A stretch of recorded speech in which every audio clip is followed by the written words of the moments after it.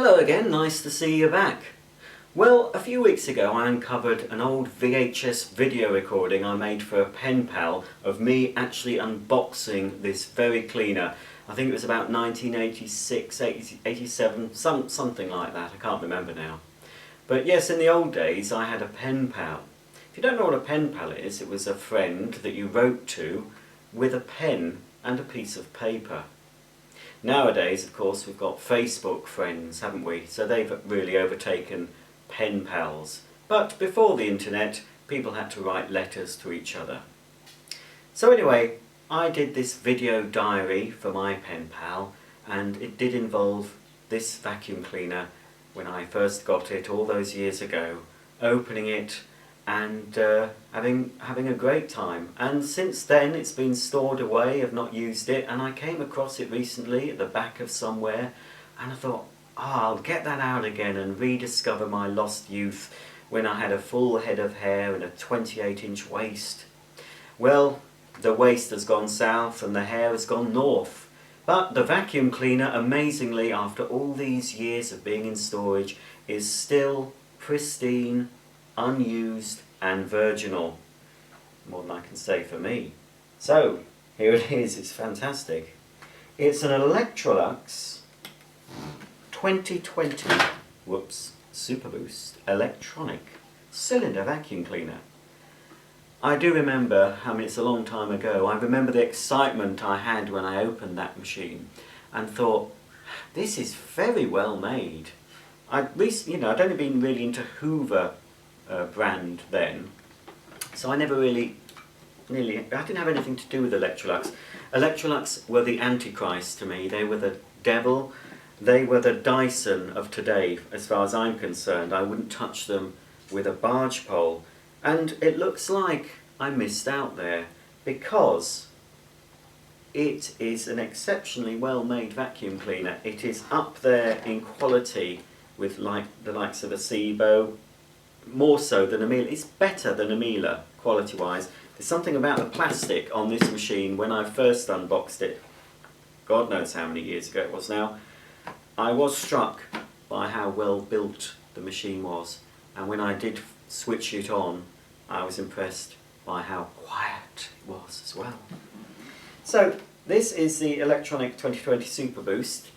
There were other models in this range, but my knowledge of Electrolux is fairly limited. But I believe there was a model down from this. I seem to remember a grey colour model as well, which I think was up. I have a feeling this was the mid-range model.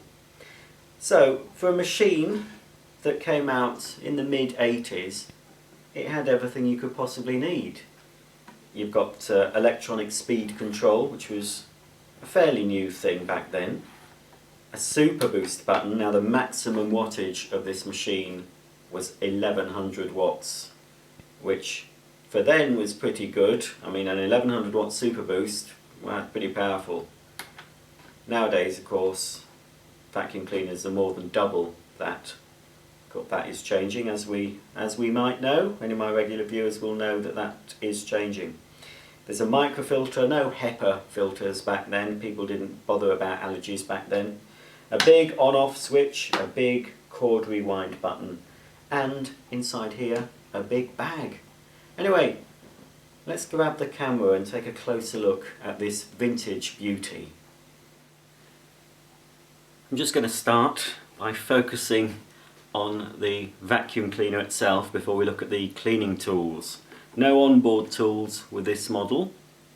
They are stored separately, although one of the cleaning tools does store on the hose, but I'll show you that in a minute.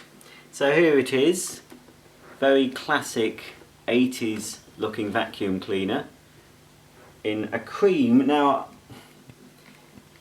I don't know if it's my eyesight, but it looks cream and black, but there's a distinctive brown hue to some of the bits, certainly on the cleaning tools. If I just show you the end of the hose, don't know if it can be picked up, but to me that looks like it's brown. It definitely does look brown. I can't compare it. Can I compare it to something black? Oh yes, here we are. Compare it to that. That comes with the machine. I'll tell you what that is in a minute. So yes, that's black definitely, and that is brown, as are some of the cleaning tools. Yes, I think they all are actually. But there is black, yes, looking at it now, whoops, there's some black around it, but there's also brown. The bumper seems to be brown. This part here though seems to be black, and the control panel seems to be black as well. So it's really black, brown and cream, with a nice bit of styling just with these lines here at the top with the Electrolux logo. As you can see, as I'm moving it about, it's very manoeuvrable, easy to pull along. It's only got 2 wheels and a front swivel caster. It's not all casters, but it does follow you easily over the carpet.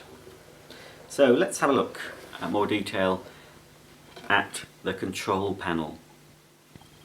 Here's the main control panel of the cleaner. Fairly basic affair really compared to some of the cleaners we have now. You've got your foot operated on-off switch. There's an electronic bag check indicator that will light up when the bag's full and restricts airflow through the machine. It also lights up if you block the hose. You've got a simple slider control that adjusts the motor speed from a low suction of 400 watts right up to the maximum 900, and being stepless you can have it at any position in between 400 and 900. But of course, if you've got any extra stubborn dirt like pet hairs or threads and fibres, you can press the 1100 watt Superboost button, and then it works at full speed, maximum suction, and when that button's pressed in, that does illuminate, and the slider control has no effect when you've got the Superboost button pressed in. Well, I have plugged this baby in. We might as well turn it on and we'll have a look at these lights. I'll just pop the hose in so I can simulate a blocked hose. I'll just pop it in the end. Nice push and twist fitting. So let's switch this old girl on. I'm going to start her off on 400.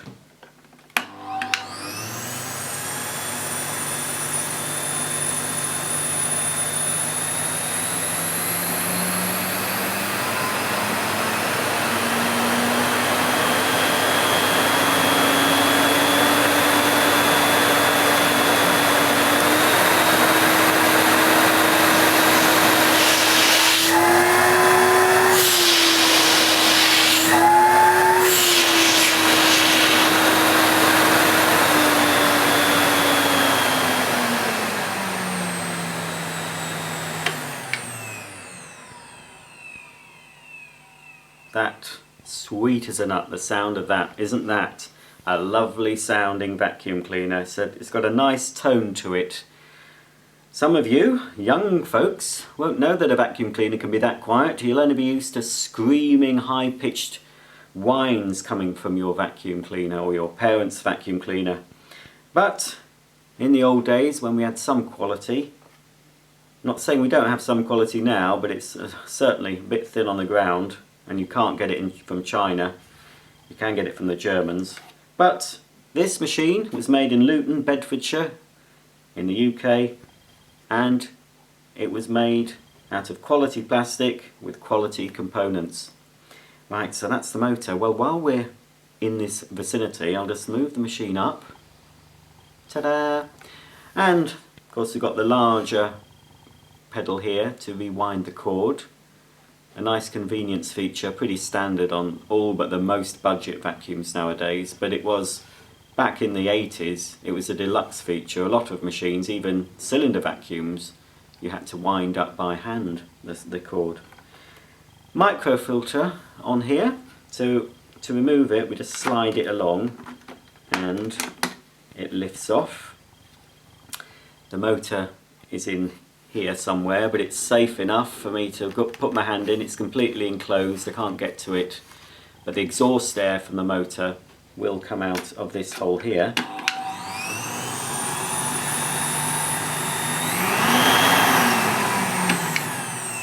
still very, very quiet even without the filter in place. Now I believe, because this has been stored for a long time, this two-part filter here, it's got a white microfilter on top and there's a spongy diffuser on the bottom. That would have had a big block of material just the same as this really, but mine, because it'd been in storage for so long, had perished and it dropped down into there. But I have been reliably informed that that doesn't really matter. So the filter just fits in the grill and slots back on. But before I slot that back on, we'll show you a little feature which was, again, fairly common back in the day that this machine was made, but not so common now. And it's a shame, because this feature is very, very useful. But now everyone's concerned with dust and allergies. To have this feature, probably there wouldn't be a demand for it. But when you see what this feature does, it is very, very useful. So when I found out, it was a little added bonus. I didn't realise it had this function. When I found it had this, I was very, very pleased. Even more so than I was initially. So this device slides on rather neatly on to the exhaust vent like that. And then, instead of putting the hose on the suction end, I can connect it to there, and now instead of having suction out to the end of this hose, it will blow. And if I add the Crevice Tool, I've got a very, very effective blower. Now, why would you need a vacuum cleaner to blow? Surely the whole point of a vacuum cleaner is to suck up the dirt. Well, yes, that is the main purpose.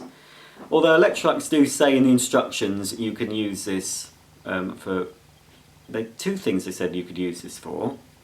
One, for airing out a carpet by directing the nozzle underneath. I don't know why you'd want to air a carpet out, but anyway, with carpets being fitted nowadays, that's difficult. And then they also said you could dry your dog with it after you'd given it a bath. True, that's what it says in the instructions. But for me, I've always found the blowing function of a vacuum is fantastic for getting stuff out that you can't reach with a suction. Like behind the radiators, a lot of dust gathers over the years, and even with a crevice nozzle using it as a suction cleaner, you can't always reach everything. The suction isn't powerful enough. But when it's in blowing mode, the airstream absolutely comes out really fast. You could be holding your hand far away from it and you still feel the force of the air. So in that case, you would direct the nozzle all round behind the radiator, and it will blow all the muck out, and of course then you'd have to suck it up using the vacuum. It's also useful for just, you've got vents on things, you know, on in the old days we had big hi-fis and things. You could clean the vents off, although that might not be such a good idea. It might blow the muck inside. I did use it for all sorts of things, I seem to remember, but mainly I used it for blowing out dust that you couldn't reach with the suction. So I'll be doing a little demo of that later. But that's a lovely little feature. So that is the blowing adapter. And then we can pop the microfilter back on. Right, so that's basically the control panel. Let's have a look inside now. Like I said earlier, there's no tools stored inside the machine. That was a feature that was becoming more prominent even in the 80s. Machines I'm thinking of, like the Hoover Sensortronics, the later Hoover Compacts, had tool storage inside. This Electrolux didn't, but because it didn't have tools inside, it meant it could have a larger dust bag. So to access the bag, we've got a little lever here, just push that, and then the bag door comes off. And I remember way back in the 80s when I first unboxed this, when I picked this part up, when I took it off the machine and was holding it, I thought, that's a good quality bag door. It really is. The plastics on this machine are far superior to the most of the plastics, well, all the plastics on any machine made in China that I've experienced recently. The only plastic I can compare this to for machines you can buy now is Sebo vacuums. They have this sort of plastic. Miele plastics aren't as good as Sebo plastics in my experience, but this there's quality about this part. So quality built in every component of this vacuum cleaner. It is absolutely fantastic. You would not get this sort of quality now.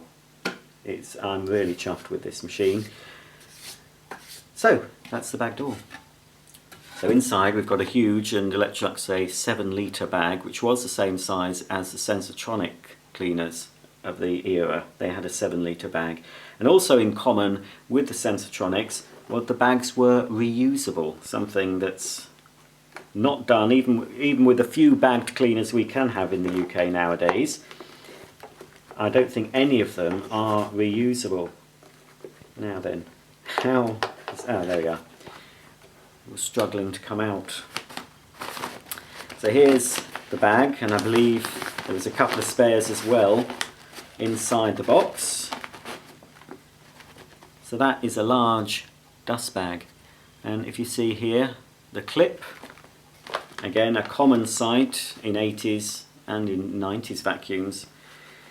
You had the clip that you would slide off. You'd open out the folds at the bottom of the bag.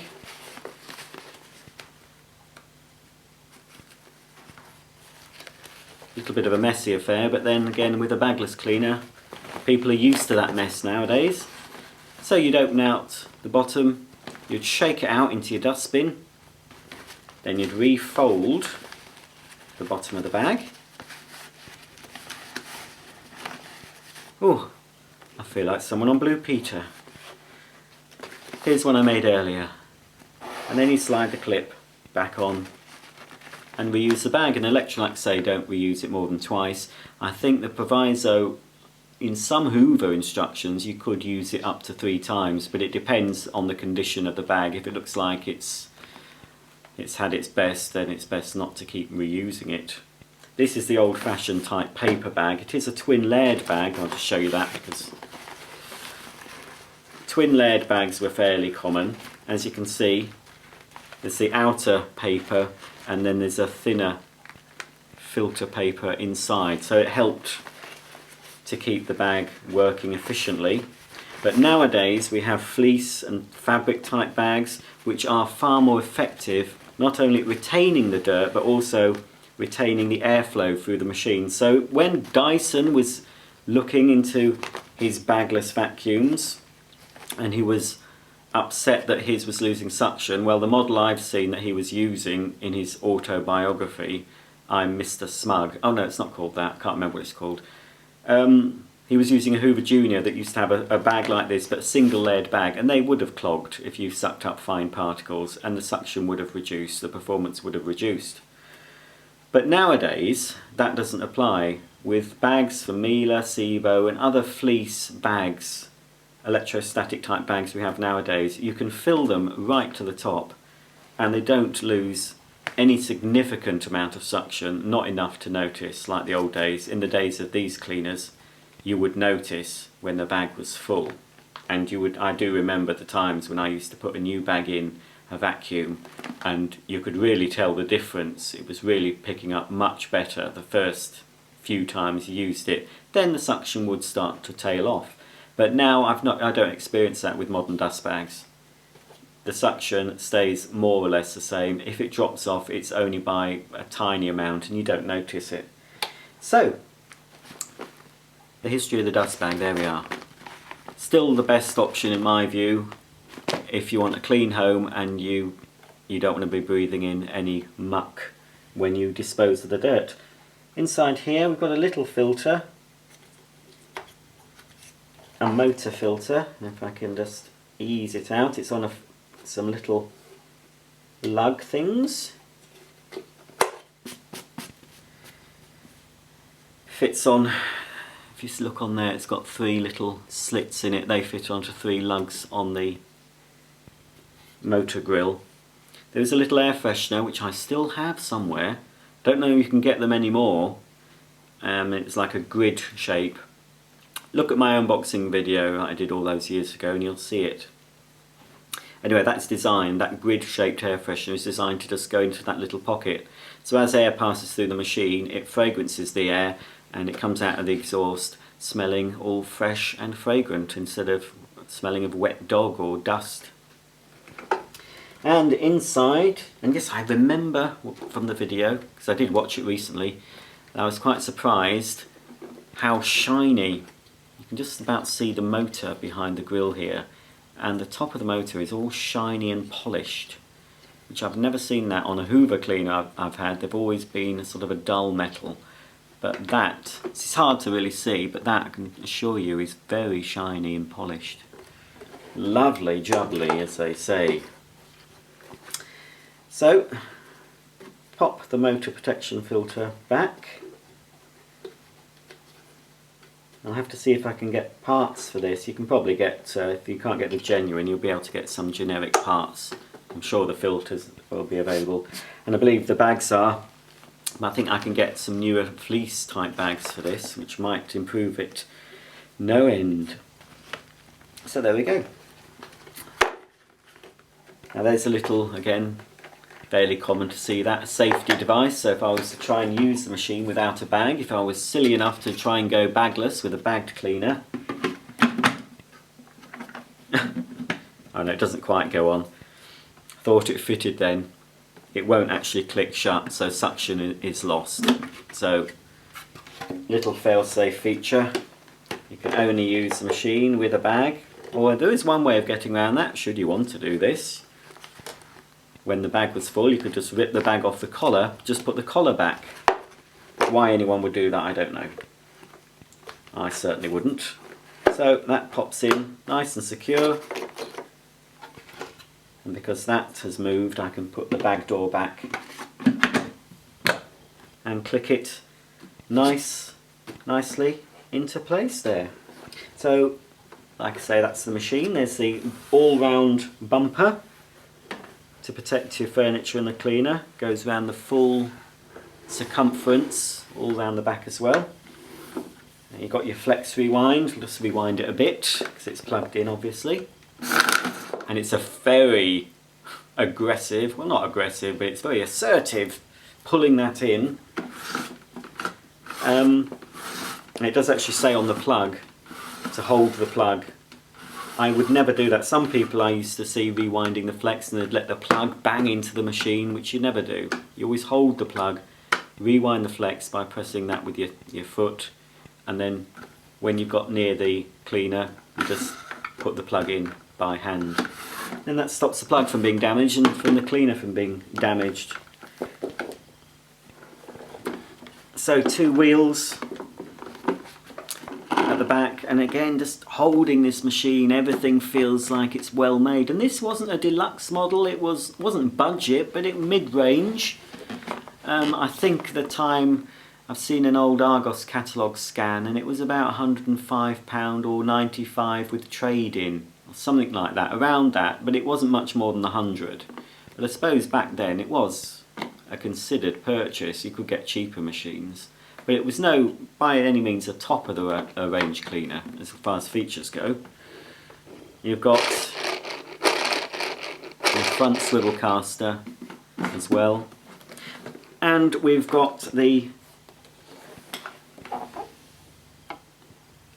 rating plate. I'm going to hold that. I don't know if you can see that. There we go. It's the Electrolux model Z2020, a Lux product made in Britain. 1000 watt, it says on it. And here, just by the hose inlet, there's a little blanking piece. Now I've never seen one, but I'm wondering if that was for a power nozzle. I don't know. I think Electrolux did offer an optional power head. And perhaps on some models there was a socket there where you could plug it in. It would have probably been the type you'd had to clip the wire to the hose. It wouldn't have had an inbuilt wire unless it actually came with a power head. But looks like maybe the model up from this, I don't know, would have had a power takeoff socket there. Right, that is the cleaner. Let's have a look at the tools that were supplied with this model. Here's the full set of cleaning tools that this model was supplied with. First of all, we've got one extension tube. It's very light, obviously metal, I think it's aluminium, and it's just a push fit really. It's just a push and twist fit. There's no sort of catches to hold the tools on, as was common with Hoover cleaners of the time, either a push catch, or they used to have a locking ring. They introduced the locking ring in the 80s. So you just want, so it's not telescopic, so you're stuck really with the height that Electrolux have chosen that you should use, and it's just this one tube. So obviously in advancement nowadays, most cleaners, suction cleaners, would have a telescopic tube, or at least two separate tubes, so you could adjust the height. You get carpet and floor nozzle, fairly bog standard really. Got your suction, 4 suction channels really across this, the litter pickers either side of the suction inlet, edge cleaning either side, and of course you've got your foot operated pedal, bit of fluff on that, which lowers the brush when you're cleaning hard floors. So it's a quality nozzle, nice metal sole plate, not plastic, and nicely branded with the Electrolux logo. Next thing I'll just show you again, that's your adapter for blowing. Crevice tool, it's about 30 centimeters long, it's a nice standard sort of length of crevice tool. I'll talk about that nozzle in a minute. This is the hose, it's quite a nice hose, crush proof, so you can crush it like that and it will bounce back into shape. Hoover at the time still were doing their double stretch or Hoover flex hoses that weren't crush proof. They had metal wire all inside them, and if you were to crush them they often would distort and they wouldn't go back together. This hose is much, although not as long, you can't stretch them, it's far lighter and easier to use a machine with a hose like this. And they've got swivel action both sides, on the cleaner side and the handle side, and this is a pretty standard fitting, a nice sort of rubber seal there, and 3 lugs to connect into the body of the machine. Very similar to the hose my mum had on her Electrolux 502 upright, but then hers was like this, but it had sort of a cup, not transparent, but a white plastic cup thing that you direct into the hole of the machine, so the suction would be diverted through the hose, but it's more or less the same sort of fitting. And on the other end of the hose, got comfy hand grip, sort of a rubberized hand grip with some ridges there, so you can get a good grip on it. Got your suction control that opens up the vent like that, and you've got a little clip on the back which you can actually store the 2-in-1 nozzle. Just fits neatly on there, so as you're doing your normal cleaning, as the instructions said, you'll be vacuuming with your floor nozzle and extension tube attached. Electrolux said just remove the tube with the nozzle attached, and then you can just take your 2-in-1 nozzle and use it for dusting. Now this is the only sort of multi-nozzle that I have any time for. All the newer cleaners I've used, I don't like having more than one nozzle. I prefer to have like 3 separate cleaning tools, even if it means they have to be stored elsewhere. They're better than having these multifunction. There's some 3-in-1s, especially from Hoover, I don't like, where it's a crevice tool, it's a small nozzle, and it's a dusting brush. But most of them, apart from the AEG machine that I recently unboxed and had to send back because it was faulty, that was a more modern version of this. I like the fact that you can open out these wings, that's the best part of that, and then you've got a more traditional shaped upholstery nozzle. So when you're using it for doing your upholstery and your stairs, you'd actually insert the handle into the brush end like that. So now you can use that, your stairs, upholstery, your curtains. Then when you want to use the dusting brush, which is a natural, looks like it's a natural brush, natural bristle type brush, nice and soft, nice long bristles, And looking at the design inside, it won't suck, the suction won't suck. Some vacuum cleaners suction so powerful on nozzles like this, the suction actually pulls the brushes towards the opening and more or less closes it, which is ridiculous. But that design looks like it won't do that. So anyway, to use a dusting brush, you've got these wings which you just fold in, and then rather cleverly, whoever designed this, very clever person, and there you have your dusting brush for doing your blinds and your bookcases, whatever people used to dust back in the 80s.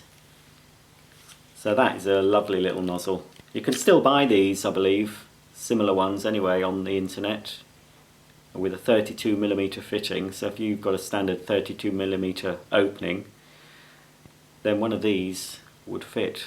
I do recommend this sort of nozzle. So, like I say, that stores on board. It's the only nozzle that stores on board. The Crevice Tool, there's nowhere for the poor Crevice Tool to live, unfortunately.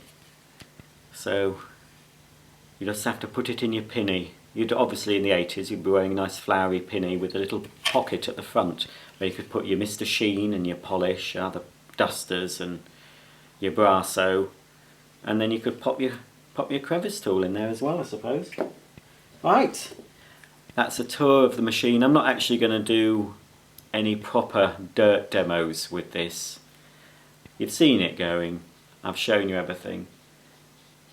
I might just do a bit of blowing action because that doesn't involve getting any dirt in the pristine vacuum. So I'll have a look. I don't know if there'll be much dirt actually behind the radiator this time because I did clean it not that long ago, but I'll have some fun with the blower.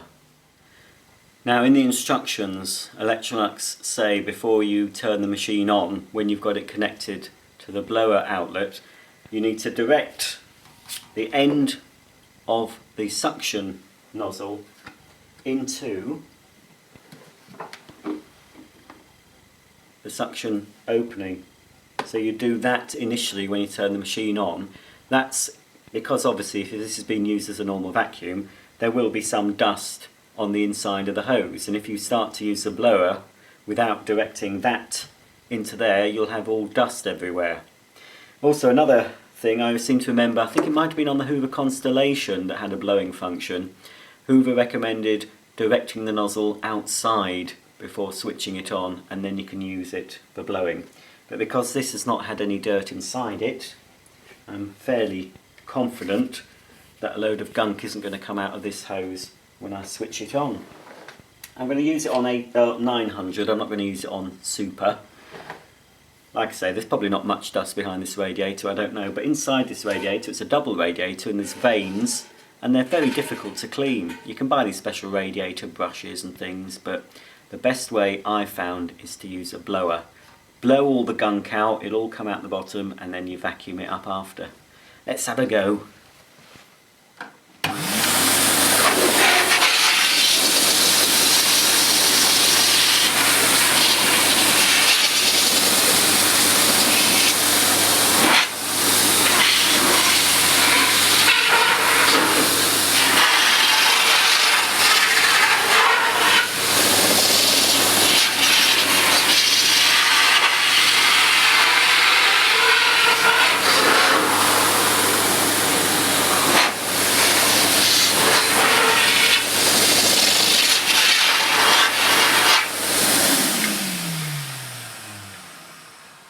Still can't get over the quality sound of that motor. It's absolutely fantastic. Anyway, a bit came out, but it wasn't dramatic. But I'm going to do all the radiators in this house, because I did recently do this one. I think I did it with a suction cleaner. I managed to get a tube down there somehow. Some dust did come out from the bottom, I did notice, but it wasn't dramatic. But, of course, homes vary. And your home, if you have lots of radiators and you've never tried cleaning behind them, you might be surprised at all the crud and dust and fluff that comes out, and if you've got pets, dog hairs as well. So I'm going to have fun later on, going all round looking for nooks and crannies that the suction can't reach and blowing them out and then vacuuming them up. Well, there you have it, a classic Electrolux vacuum cleaner from the 1980s. The 1980s, where you could still buy a lot of your consumer goods from British manufacturers, actually made in Britain. I'm thinking washing machines, refrigeration, even the likes of toasters, kettles and irons. You could still buy them that said made in the United Kingdom or made in England on the box. Those days are sadly gone. Whether we're going to get them back, I don't know. China is becoming more expensive to produce in, and some smaller manufacturers have moved production back to their home countries. But I can't see that happening very soon in the case of vacuum cleaners. And as far as Electrolux goes, we've lost the Electrolux brand here in the UK. I don't know when it happened a few years ago, and I don't know why it happened. But now you can't buy an Electrolux branded vacuum cleaner. You can buy a Zanussi branded vacuum cleaner because Electrolux budget cleaners were rebadged under the Zanussi brand, and if you want a more top line, more deluxe version, then they're now branded under the AEG logo. Although my experience of an AEG that I recently unboxed, although it was from a reseller of refurbished goods, it was faulty. Yes, I was quite impressed with the build and the quietness of it. Still wasn't as well made as this, in my opinion. It was made in Hungary, but that's still better than China. Well, unfortunately my one was faulty, so I had to go back. And I have heard from people in the trade, in the repair trade, that the Electrolux Ultra One cleaners and similar cleaners, AEG Ultra One cleaners aren't very reliable, and when they do go wrong, they are a pain to try and service. I'm sure this one though, if it did go wrong, easy access to the motor. In fact, you can still buy motors for this. About £35 I saw on eBay, genuine Electrolux motor. So if this did go wrong, just buy a new motor. But it's not going to go wrong because this is not really going to get used very much. It will get used a little bit, just for the nostalgia feeling I'll get. But there we go, Electrolux made in Britain. By appointment to Her Majesty Queen Elizabeth II, suppliers of suction, cleaners and floor polishers. Electrolux Limited, Luton Beds. Of course, Electrolux had the Queen's favour when it came to suction cleaners and floor polishers, but when it came to upright cleaners, Hoover had the royal warrant. So the Queen must have had more than one vacuum, a Hoover upright and an Electrolux cylinder, and I'm sure she enjoyed using them all. Anyway, that's it for now. On this nostalgic note, I'll bid farewell, but stay tuned because I'll be doing videos of more modern cleaners that you can still buy today, and giving my opinions on them. Subscribe if you wish, and I'll see you very soon.